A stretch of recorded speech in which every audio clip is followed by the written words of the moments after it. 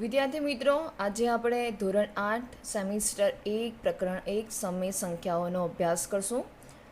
સમય સંખ્યાઓ પહેલાં પ્રાકૃતિક સંખ્યા આવે, પૂર્ણ સંખ્યા આવે, પછી આવે છે પૂર્ણાંક સંખ્યા અને પછી આવે છે સમય સંખ્યા. પ્રાકૃતિક સંખ્યા તમે છઠ્ઠા ધોરણથી અભ્યાસ કરતા આવ્યા છો, પણ આજે થોડું ડીપમાં અભ્યાસ કરી કે પ્રાકૃતિક સંખ્યા છે શું.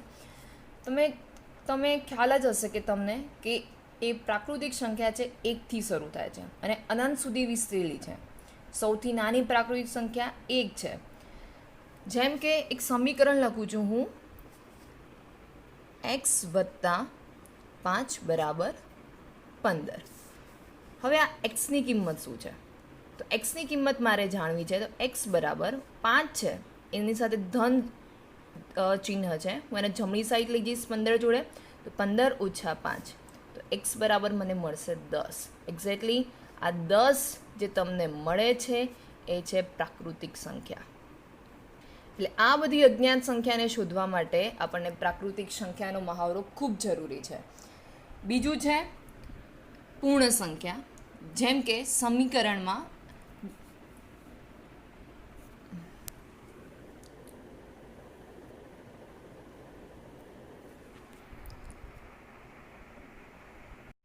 બીજી સંખ્યા છે પૂર્ણ સંખ્યા. પૂર્ણ સંખ્યા એટલે જે 0થી શરૂઆત થાય છે, 0, 1, 2, 3, 4 એમ અનંત સુધી વિસ્તરેલી છે.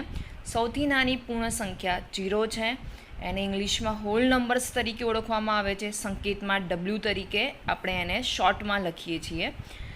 હવે એની શું કામ જરૂર પડે છે? તો એક સમીકરણ લખું છું, x + 8 = 8. હવે મારે એક્સની કિંમત શોધવી છે. અહીંયા 8 પાસે ધન ચિહ્ન છે, એનું જમણી બાજુ લઈ જઈશ એટલે ઋણ થઈ જશે. 8 - 8, તો x બરાબર મને મળશે 0. એક્ઝેક્ટલી આ 0 છે એ શું સંખ્યા છે? પૂર્ણ સંખ્યામાં એનો સમાવેશ થાય છે. અને સંકેતમાં આપણે W વડે દર્શાવીશું. પ્રાકૃતિક સંખ્યા છે એને n વડે દર્શાવીશું. આ બધી જે પ્રાકૃતિક સંખ્યા છે એ બધી પ્રાકૃતિક સંખ્યાનો સમાવેશ એ આ પૂર્ણ સંખ્યાની થાય છે. આ ચિહ્ન છે એને બિલોંગ્સ ટુ કહે છે. બિલોંગ્સ ટુ એટલે કે આ બધી સંખ્યાનો સમાવેશ છે એ પૂર્ણ નંબરની અંદર, પૂર્ણ સંખ્યાની અંદર થાય છે. બધી પ્રાકૃતિક સંખ્યા છે એ બધી પ્રાકૃતિક સંખ્યા એ પૂર્ણ સંખ્યાની અંદર સમાવેશ થયેલો છે. બીજું આપણે જોઈશું પૂર્ણાંક સંખ્યાઓ. પૂર્ણાંક સંખ્યાની અંદર ધન સંખ્યા આવે, ઋણ સંખ્યા આવે અને 0 સંખ્યા આવે છે. આમાં પણ આપણે એક સમીકરણના માધ્યમથી આપણે જોઈશું કે કેમ પૂર્ણાંક સંખ્યાઓની જરૂર પડે છે. તો પૂર્ણાંક સંખ્યા માટે એક સમીકરણ લખું છું, x + 18 = 5. x + 18 = 5 છે. હવે મારે એક્સની કિંમત શોધવી છે. તો એક્સની કિંમત અહીંયા 18 છે, એ ધન છે. હું એને જમણી સાઈડ લઈ જઈશ, એકલા એક્સને હું ડાબી બાજુ રાખીશ, તો 5 એમના એમ મૂકીશ. હવે આ જમણી બાજુ જાય છે એટલે -18 થશે. પ્લસ અને માઇનસના સરવાળા બાદબાકી પ્રમાણે અહીંયા એક સંખ્યા ધન છે, એક ઋણ છે એટલે બાદબાકી થશે. 15માંથી 8 કાઢો એટલે તમને 13 મળશે. અહીંયા મોટી સંખ્યા 18 છે, એની પાસે ઋણ ચિહ્ન છે એટલે 13 - 13 જવાબ આવશે. આ તમને પૂર્ણાંક સંખ્યા મળી. પૂર્ણાંક સંખ્યાની અંદર ધન, ઋણ અને 0નો સમાવેશ થાય છે.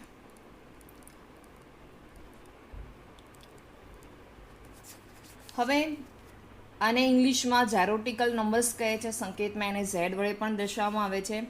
n એટલે પ્રાકૃતિક સંખ્યા, n બધી સંખ્યાનો સમાવેશ W થાય છે. W એટલે પૂર્ણ સંખ્યા, હોલ્સ નંબર.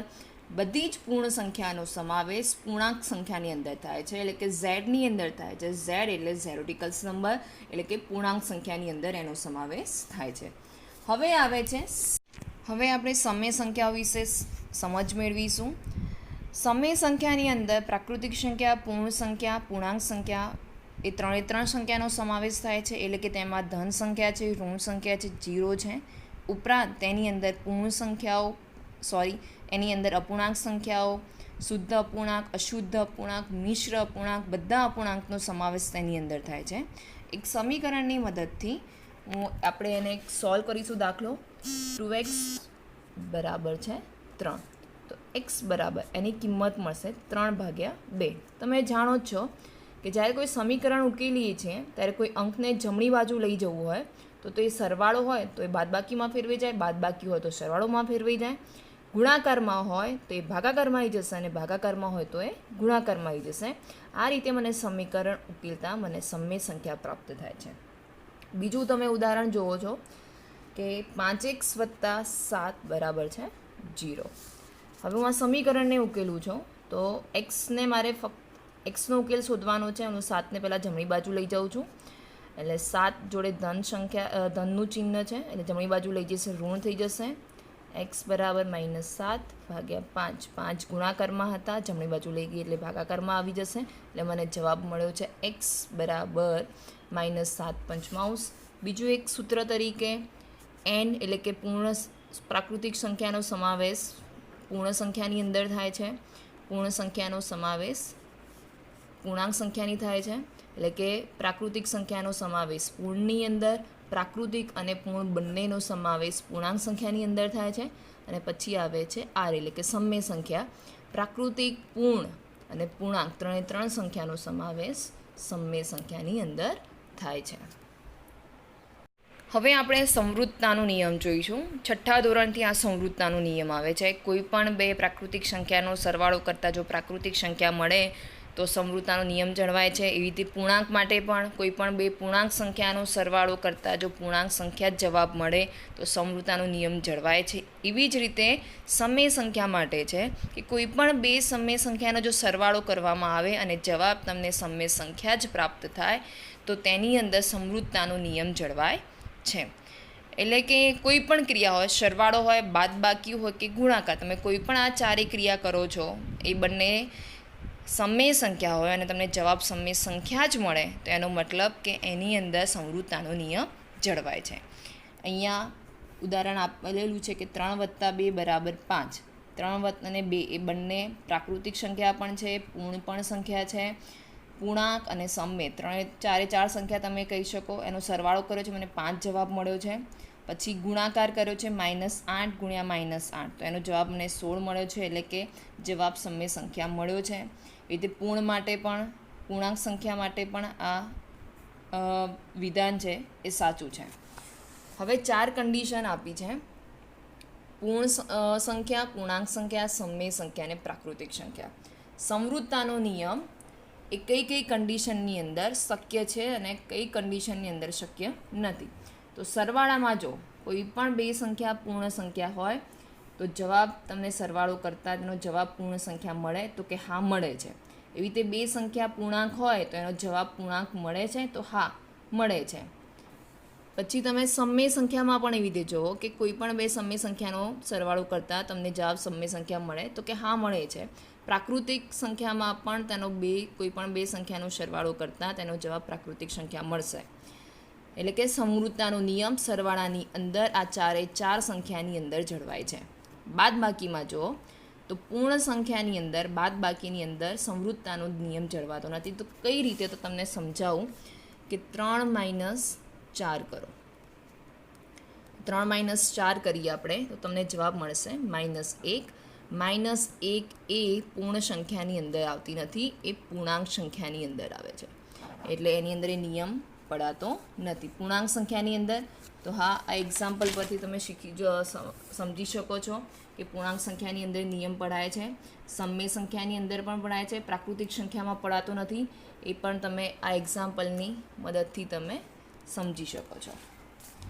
ગુણાકારમાં તો કે હા, ગુણાકારમાં પૂર્ણ સંખ્યા માટે, પૂર્ણાંક સંખ્યા માટે, સમય સંખ્યા માટે અને પ્રાકૃતિક ચાર સંખ્યા માટે સંવૃત્તાનો નિયમ સચવાય છે. ભાગાકાર માટે એક પણ સંખ્યાઓ માટે તે નિયમ સચવાતો નથી. હવે છે ક્રમનો નિયમ. ક્રમનો નિયમ સચવાવો એટલે કઈ રીતે? ક્રમના નિયમમાં કેવું હોય કે તમે 8 + 4 કરો તો તમને 12 મળે, 4 + 8 કરો તો પણ 12 મળે.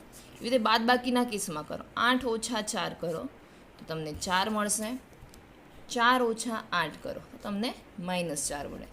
આ બંનેમાં જવાબ સરખો મળે. જ્યારે તમે બાદબાકી કરો છો તમને જવાબ સરખો મળતો નથી.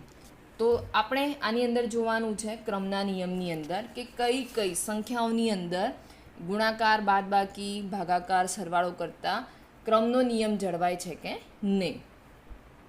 તો અહીંયા જો બીજું એક ઉદાહરણ છે -3 વત્તા -6 બરાબર -9, -6 વત્તા -3 બરાબર -9. તો આ બંનેમાં ક્રમનો નિયમ જળવાયો છે.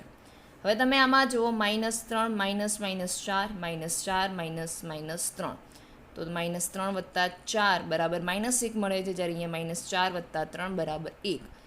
ખાલી ક્રમને જ ઉલટાવ્યા છે. આમાં તમને સમાન જવાબ મળતો હતો, જ્યારે તમને આ સંખ્યા, આ બંને પૂર્ણાંક સંખ્યાઓ છે, આ પણ પૂર્ણાંક સંખ્યાઓ છે, આની અંદર તમને મળે છે. એટલે ઘણા કેસમાં તમને આ કેસમાં મળતો તો આ કેસમાં નથી મળતો. સરવાળાના કેસની અંદર મળે છે, બાદબાકીના કેસની અંદર તમને મળતો નથી. તો એના પરથી આપણે કોષ્ટક સમજી લઈએ. તો સરવાળા માટે ક્રમનો નિયમ પૂર્ણ, પૂર્ણાંક, સમય, પ્રાકૃતિક બધામાં સચવાય છે.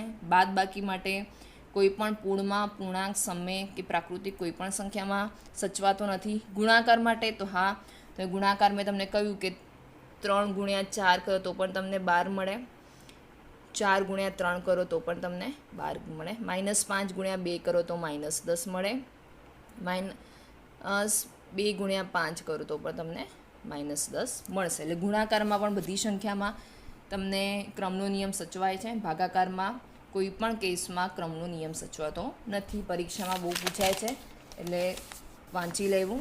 હવે છે જૂથનો નિયમ. જૂથના નિયમમાં કેવું છે કે બધી જ સંખ્યા માટે આપણે પ્રાકૃતિક, પૂર્ણ, પૂર્ણાંક અને સમય સંખ્યામાં ઘણી બધી સંખ્યા આપી હોય તો આપણે એને જૂથ બનાવીએ છીએ. જો અહીંયા પૂર્ણ સંખ્યા માટે ગુણાકારની ક્રિયા આપેલી છે 3 ગુણ્યા 2 ગુણ્યા 5, તો એનું જૂથ બનાવ્યું છે 3 ગુણ્યા 2 ગુણ્યા 5, એટલે 6 ગુણ્યા 5 તમને 30 જવાબ મળે છે. બીજું પણ કૌંસ બનાવ્યું, આની આ રીતનો બીજી રીતનો ઉપયોગ કર્યો. હવે 5 ને 2 ને કૌંસમાં મૂકી, એટલે 5 દુ 10 ગુણ્યા 3, તો 30 જવાબ મળે છે. હવે ફરીથી 9, 5 ને અને 3 ને ગુણ્યા, એટલે 5 તરી 15 ગુણ્યા 2, તો 30 જવાબ મળે છે. એટલે જવાબ સરખો જ મળે છે. એવી રીતે આ ગુણાકારનું છે. સરવાળામાં પણ આવી રીતે જૂથ બનાવી શકો છો. બાદબાકીમાં પણ, બાદબાકીની અંદર તમને જવાબ નહીં જ મળે. બાદબાકી અને ભાગા એમાં ક્રમના નિયમના જેવું જ છે જૂથના નિયમની અંદર.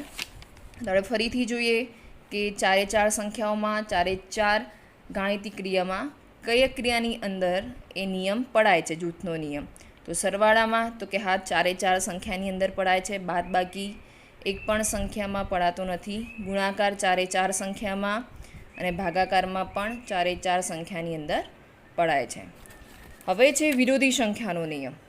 વિરોધી સંખ્યા એટલે બધી સંખ્યા માટે વિરોધી સંખ્યા. એક સંખ્યા ધન હોય તો બીજી ઋણ હોય. દાખલા તરીકે 5, તો એની વિરોધી સંખ્યા છે -5. હવે તમે એનો સરવાળો કરો તો તમને શું મળશે? 0. બીજી એક છે -15 વત્તા 15, તો તમને કેવું મળશે? જવાબ 0. એટલે કે જે બે સંખ્યાઓની સરવાળો આપણને જવાબ 0 મળે તો તે સંખ્યાઓને એકબીજાની વિરોધી સંખ્યા કહે છે. જે બે સંખ્યાઓનો સરવાળાનો જવાબ આપણને જ્યારે 0 મળે છે તો તે બે સંખ્યાઓને એકબીજાની વિરોધી કહે છે. અહીંયા 2 વત્તા -2 તો 0, -3/4 વત્તા 3/4 બરાબર તમને 0 જવાબ મળે છે. એવી રીતે વ્યસ્ત સંખ્યા છે. વ્યસ્ત સંખ્યા એટલે કે એનાથી વ્યસ્ત. દાખલા તરીકે 3/5 છે તો આની વ્યસ્ત શું થાય? 5/3. બીજી છે 5, તો એની વ્યસ્ત, તો એની નીચે હંમેશા એક રહેલો જ હોય, તો 1/5. આ એની વ્યસ્ત સંખ્યા થઈ. વ્યસ્ત સંખ્યામાં એવું કે જ્યારે તમે એનો ગુણાકાર કરો, બંને સંખ્યાની ગુણાકાર કરો 1/5, તો 5 ઉડી ગયા, તમને 1 જવાબ મળે. આમાં પણ તમે ગુણાકાર કરો 3/5 ગુણ્યા 5/3, સોરી 5 ઉડી ગયા, 3 ઉડી ગયા, તમને મળશે 1. એટલે કોઈ પણ બે વ્યસ્ત સંખ્યાનો જ્યારે ગુણાકાર કરવામાં આવે છે ત્યારે તમને જવાબ 1 મળે તો એ સંખ્યા પરસ્પર વ્યસ્ત છે એવું કહેવાય છે. હવે ગુણાકારનું સરવાળા પર વિભાજન. ગુણાકારનું સરવાળા પર વિભાજન અને બાદબાકી બંને. તો અહીંયા એક સૂત્ર આપેલું છે a કૌંસમાં b પ્લસ c બરાબર a cross b plus a cross c. એવી રીતે a કૌંસમાં b minus c a cross b minus a cross c. હું તમને એક ઉદાહરણ પરથી સમજાવું છું કે ગુણાકારનું સરવાળા પર વિભાજન કઈ રીતે થઈ શકે. એક સૂત્ર છે આર્યું b પ્લસ c બરાબર શું કરવાનું છે, આને પહેલાં આની સાથે ગુણો એટલે a ક્રોસ b વત્તા ચિહ્ન છે તો વત્તા. હવે a ને છે પાછું c સાથે ગુણો a ગુણ્યા c. ખ્યાલ આવ્યો? હવે તમને આની જગ્યાએ હું આંકડા મૂકીને બતાવું. 5 વત્તા 3 બરાબર આ ગુણાકાર છે. અહીંયા કૌંસ છે, કોઈ ચિહ્ન નથી, એનો મતલબ કે એની જોડે ગુણાકારનો સંબંધ રહ્યો છે. પહેલાં તમારે આને આની સાથે ગુણવાનું છે એટલે 3 ગુણ્યા 5 વત્તા પછી 3ને તમારે 3 સાથે ગુણવાનું છે 3 ગુણ્યા 3 5 તરી 15 વત્તા 9 15 ને 9 થશે 24. તમે આમ પણ કરી શકો છો. 5 ને 3 8 8 તરી 24. પણ આ શું થયો? ગુણાકારનું સરવાળા પર વિભાજન. આવી રીતે આપણે ગુણાકારનું બાદબાકી પર વિભાજન જોઈએ b માઇનસ c. તો ચલો સૂત્ર બનશે. અહીંયા આને એની સાથે ગુણો a ગુણ્યા b માઇનસ અને આની સાથે a ગુણ્યા c. સંખ્યા લઉં છું 15 છે 8 છે 4. હવે 15 ને 8 સાથે ગુણો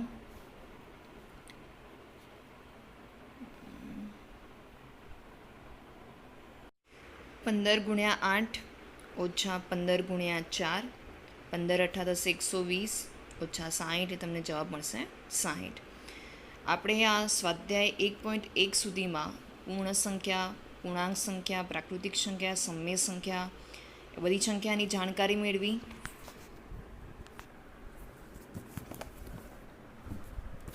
પછી આપણે સમૃદ્ધતાનો નિયમ જોયો, ક્રમનો નિયમ જોયો, જૂથનો નિયમ જોયો, વિરોધી સંખ્યાનો નિયમ જોયો, વ્યસ્તનો નિયમ જોયો, ગુણાકારનું સરવાળા પર વિભાજન અને બાદબાકી જોયું. હવે તમારે સ્વાધ્યાય 1.1 ગણવાનું થશે અને સ્વાધ્યાય 1.1 પહેલાં હું તમને ઉદાહરણ સમજાવી દઉં છું. 2 ઉદાહરણ છે. જો ઉદાહરણ છે પહેલું 3 માઇનસ 7 19 અને 21 112. એની વિરોધી સંખ્યા જણાવો. બહુ ઇઝી છે. 7 19 આ ઋણ સંખ્યા છે, તમારે એને ધન કરવાની છે. તો આ પણ બહુ ઇઝી છે. માઇનસ 21 112. ઉદાહરણ 4 જુઓ કે એક્સ લઈને ચકાસો કે માઇનસ બરાબર એક્સ, એટલે કે માઇનસ એક્સ હોય તો એ ધન એક્સ બને છે. તો અહીંયા એક્સની કિંમત છે એક્સ બરાબર છે 13 ભાગ્યા 17 અને બીજામાં છે એક્સ બરાબર માઇનસ 21 ભાગ્યા 31. તો હું કરું છું એને મૂકું છું. તો એક્સ આ છે, આપણે આને સાબિત કરવાનો છે. -12 મૂકો માઇનસ 13 17 માઇનસ કેવા થઈ જશે ધન, એટલે તમને મળશે 13 17. તમે એમ પણ લખી શકો 13 17. એવી રીતે આમાં લખો. એની એ જ સંખ્યા મને અહીંયા ફરીથી રિટર્ન મળે છે. હવે આ રીતે સંખ્યાને હું કૌંસમાં દર્શાવી દઉં. માઇનસ આના પર માઇનસ છે 21 31. 3 માઇનસ છે. જો આ માઇનસ ધન થઈ જશે એટલે 21 31. 12 હજુ માઇનસ છે જ. હવે એક્સ આ માઇનસ અને આ પ્લસ શું થઈ જશે માઇનસ 21 31. ખ્યાલ આવ્યો? હવે આપણે ઉદાહરણ 5 જોઈશું. ઉદાહરણ 5 અનુસાર આપણે કિંમત શોધવાની છે. તો એનું જુઓ કે 2 પંચમાંશ ગુણ્યા -3 સતમાંશ -1 ચોથમાંશ 3 3/7 અને ઉદાહરણ 5 કિંમત શોધો.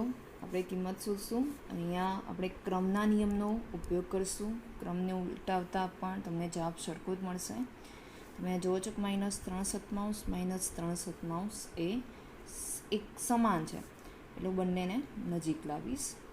ગુણ્યા -3/7 વત્તા -3/7 ગુણ્યા 3/5 આ 3/5 અને પાછળ લઈ જાઉં છું -1/14.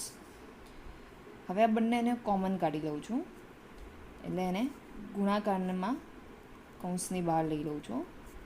હવે 2/5 વધ્યા, વત્તાનું ચિહ્ન,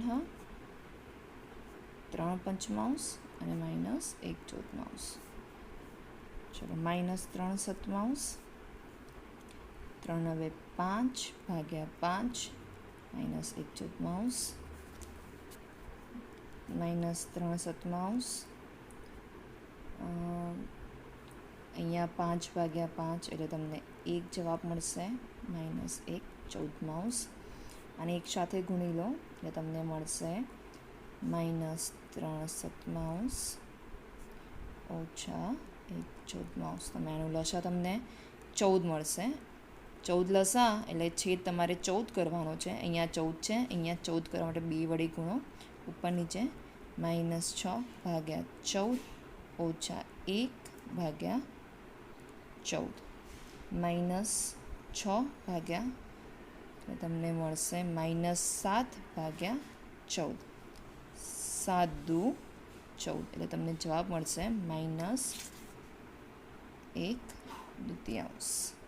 ઓકે, આ રીતે તમને જવાબ મળશે. હવે તમારે સ્વાધ્યાય 1.1ના દાખલા ગણવાના છે અને તમને કોઈ પણ દાખલામાં ખબર ના પડે તો મને ફોન કરીને પૂછજો. Okay, thank you.